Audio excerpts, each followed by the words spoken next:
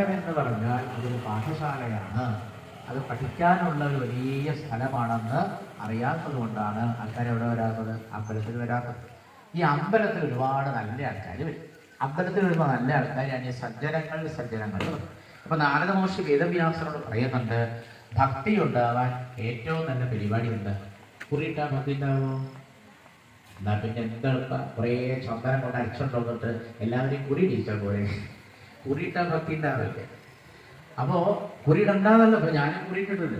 കുറിയിട്ട ഭക്തിയൊന്നും ഉണ്ടാവില്ല.